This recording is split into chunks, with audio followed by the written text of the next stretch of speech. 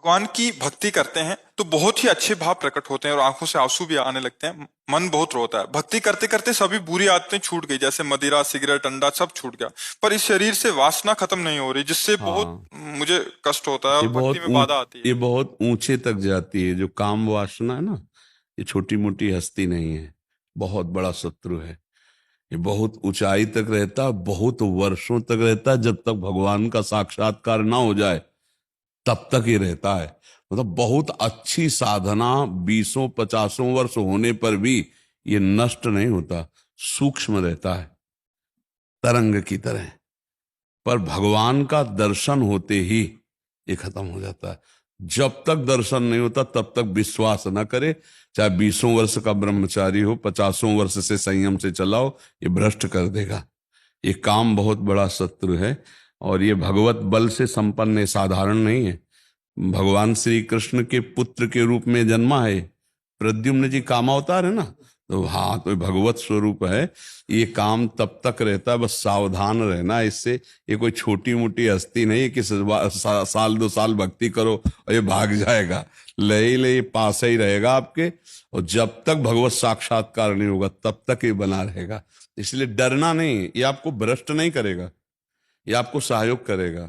ये डरा डरा के आपको भगवान की शरण में पहुंचाएगा। जैसे छोटा बच्चा घर के बाहर खेल रहा हो, पर कोई भय आ जाए तो माँ की तरफ दौड़ता है ना, ऐसे भक्त का एक आश्रय तो भगवान रहते हैं। जब कामादि विकार सताएं तो भगवान को पुकारो, हे प्रभु हमारी रक्षा करो। और जहां तक हो सके शास्त्र आज्ञा में रहोगे तो कभी भ्रष्ट नहीं होगे। जैसे किसी माता बहन का किसी भी तरह से एकांत में जिससे हमारा भाव बिगड़ चुका है उससे, या जिससे भाव हमारा बिगड़ सकता है, ऐसे चांस न दिए जाए, फिर भगवान रक्षा नहीं करेंगे। ये भी बात ध्यान रखना। जैसे हमारा जिससे भाव बिगड़ चुका है, हमारा संबंध पहले गलत रहा है, और उससे हमारा एकांतिक मिलन हो जाए तो हमारा गलत क्रिया हो जाएगी। या हमें लगता है कि इससे भाव संबंध बिगड़ सकता है, तो अपने आप कड़ुआ स्वभाव रखकर दूरी हटाओ, दूरी बनाओ। संगम त्यजेत मिथुन व्रतिनाम मुमुक्षु सर्वात्मना न विसृजेत बहिरिंद्रियाणि। माया भेजेगी आपके पास। जब कोई भगवत प्राप्ति का लक्ष्य करेगा, चाहे स्त्री हो या पुरुष, माया इन्हीं दोषों के द्वारा उसे भ्रष्ट करने के लिए उसकी व्यवस्था पुष्ट करती है। लाखों में कोई एक ऐसा जो ये बात कि मुझे परमानंद प्रभु चाहिए, ना कि अब भोग, बहुत भोग लिया और बहुत देखा, ऐ मन अब नहीं गलत करेंगे, ऐसे जीता जाता है। तो धीरे धीरे धीरे धीरे संयोग न बनने पावे, क्रिया न बनने पावे। अब मान लो आप गृहस्थ में हो, पत्नी ही होगी, धर्म पूर्वक पत्नी से यदि सहवास करो तो पाप नहीं माना जाएगा। कभी ऐसी विकलता है, आप नहीं सह पा रहे, तो भगवान को नमस्कार करके धर्म पूर्वक, गृहस्थ में हो, लेकिन पराई माता बहन का अवसर भी आवे तो भी नहीं। तो भी ये बस ये कि आप हम प्राण त्याग सकते हैं, लेकिन हम गलत आचरण नहीं कर सकते। अब नहीं, बहुत बार प्रभु ऐसा हुआ।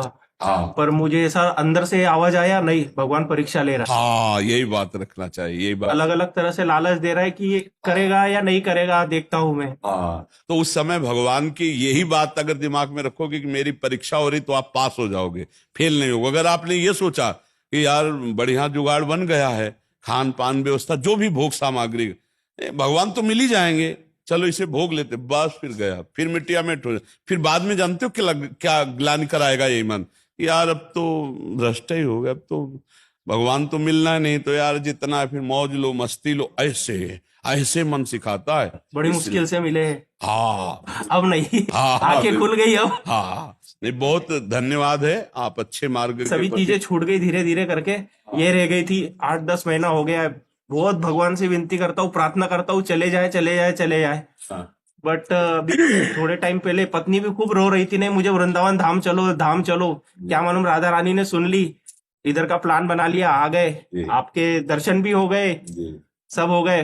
बस ये बात ध्यान रखना कि इस मार्ग में चलने वाले को गिराने के लिए माया प्रश्न रखती है सामने। छमाही सालाना स्कूल में भी प्रश्न होते हैं, तो कभी भी हो सकता है अपना। तो ये ध्यान रखना, धर्म पूर्वक चलना, अब गलत मत चलना। अब लो नशानी, अब ना, अब तक जो हुआ नहीं, अब समझ में आता है धीरे धीरे। धीरे धीरे नहीं। और सत्संग रोज सुनते चल रहना और नाम जप करते रहना। तो सत्संग और नाम जप ये तुम्हें गिरने नहीं देगा, ये तुम्हारे सत्संग सुनो ना, तो जैसे रोज तलवार को पैनी करो, ऐसे ज्ञान की तलवार पैनी होती रोज साधन को हरिभजन है कै सत्संग सहाय। अगर संत महापुरुषों के वचन सुनते रहें और नाम जप करते रहें तो हम फिर गिरेंगे नहीं, बस चलें वैसे जैसे संत जन कह रहे हैं। जहां लग रहा है कि यहां गिर सकते हैं वहां संयोग ही ना बैठने दे, दूरी बना के रखे, पक्का समझो। कभी ऐसा संयोग बन रहा हो तो भाग पड़ो कमजोर बन के, बलवान बन के वहां बैठना नहीं। बैठ गए तो गए, देर नहीं लगती है, बहुत बलवान है। और अगर कमजोर बन के भाग गए तो बच गए। इसमें भागना ही है, उससे लड़ नहीं सकता कोई।